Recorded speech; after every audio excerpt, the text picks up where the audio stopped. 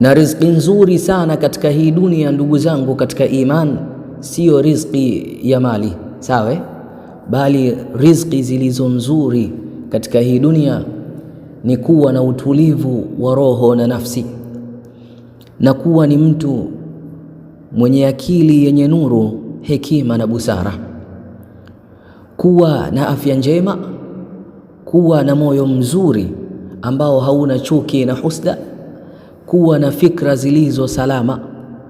Alafu dua ya mzazi kwako wewe ni riziki kubwa sana kwako wewe.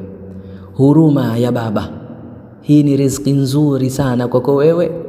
Alafu kuwa na ndugu katika haya maisha ya dunia. Tabasamu la mtoto wako nyumbani ni riziki kubwa sana ndugu yangu katika imani.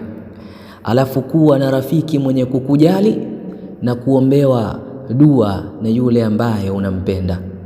Wallahi hizi ni riziki kubwa sana ambazo watu wengi hatuzioni katika maisha yetu, sawa